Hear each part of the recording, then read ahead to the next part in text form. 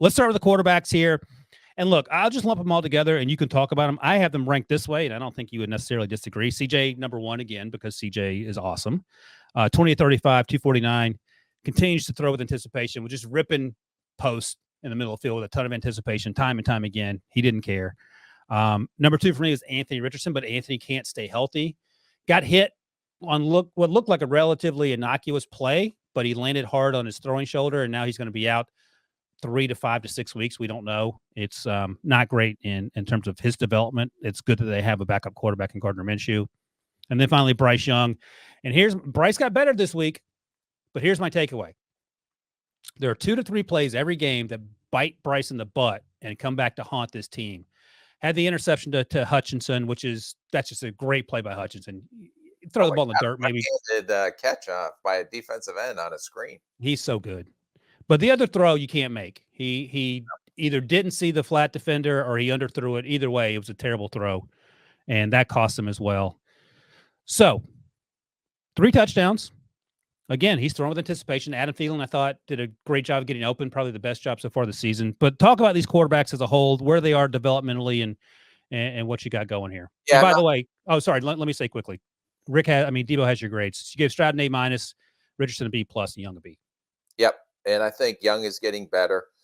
He's the third on the list right now. Throwing with more anticipation, still does not have great talent around him. I mean, Thielen knows how to get open, but I don't think anyone else is really creating a lot of separation. When he does throw with anticipation, he gets the ball out. I made some nice throws, made a great throw on the touchdown early in the game, or their first touchdown, I believe it was, on a slant route near the goal line. He kind of slid to his left and made a little jump throw. So you see some of the flashes that you've seen at Alabama in the creativity. He's just still coming along. You can't throw that. It was a cover 2 or 2 deep safety, and the corner kind of settled. They had a flat route, and then they had a flag route or a 7 route right behind the flat route. The corner sat in the middle. He didn't see that, so that was a poor decision there. But the only thing I'll say, when he does make those poor decisions, he learns from those mistakes, because he hasn't thrown an interception in the middle of the field since the 2 he threw against Bates. So he didn't have, to my knowledge, any fumbles this game, where it cost him probably 2 games with ball security in the pocket. I don't know. And then, Hutchinson made a great play, and that was a poor decision versus a shell coverage or 2 deep safety look, that he has to know that corner can sink back into that little corner route that he was trying to sneak in there. So let me ask you this about the Carolina Panthers in general. First of all, the offensive line continues to struggle. I keep watching Ike Ekwonu. He's having rough patches, and I don't want to call him out, but it just hasn't happened yet consistently. They lost Chandler Zavala with a pretty serious injury, but he flew back to the team, so hopefully he'll be healthy sooner rather than later. But overall, Frank Reich said after the game that he has to meet with the owner every Monday, and they're not fun meetings. They're 0-5 right now. You've never had to navigate that with that sort of ownership, but what do you imagine? I mean, we had meetings every Monday afternoon with the ownership, myself and the head coach. So were those meetings ever uncomfortable? And if so, yes, very.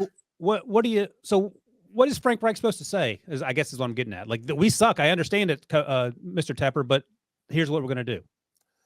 You explain what's going on, why it's happening, why this is happening, but also what you see and what you envision as it's improving through the year.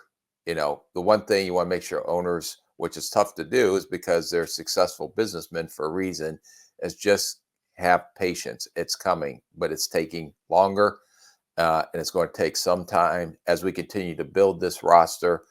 But I would also emphasize the highlights and some of the stuff that he is doing positive. So what if the owner says, you promised me this in the interview, I'm not seeing it. You keep saying it's going to happen. When is it going to happen? Because I'm paying a lot of money for X, Y, and Z.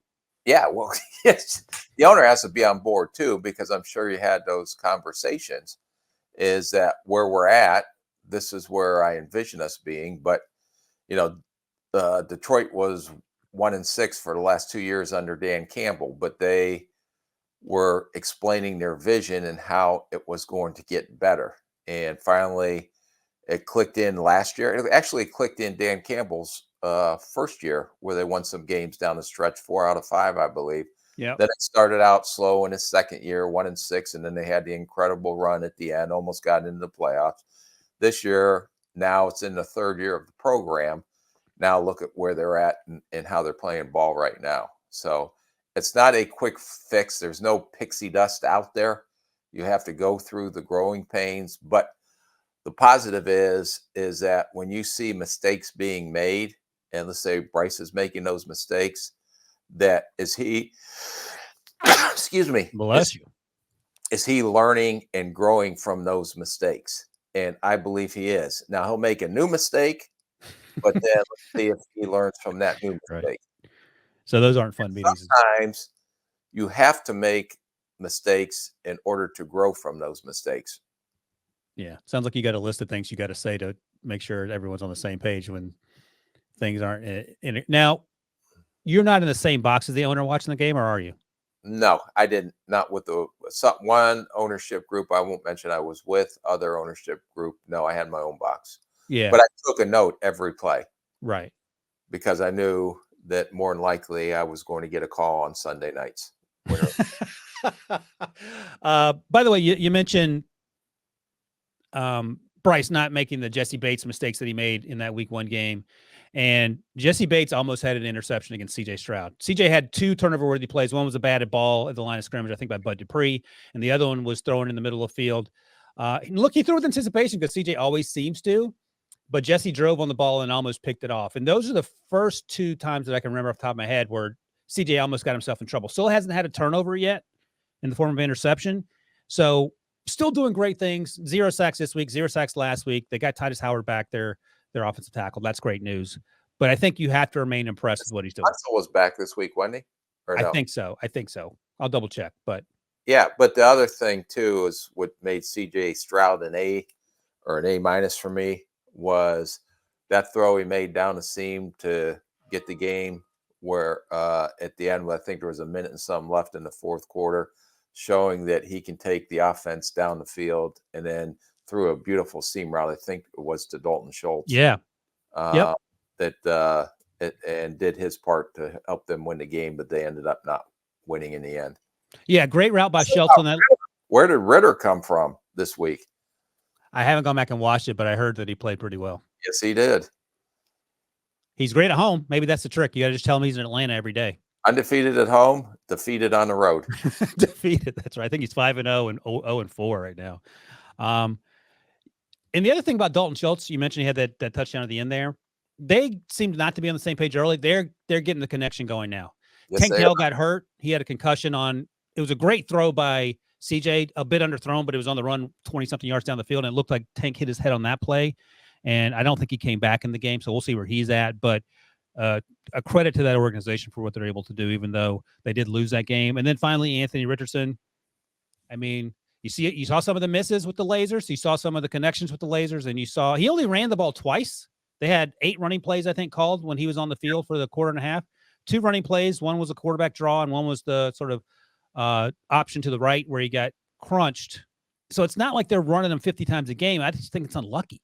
Yeah, no, and he fell directly on that shoulder. And that is an extremely painful injury.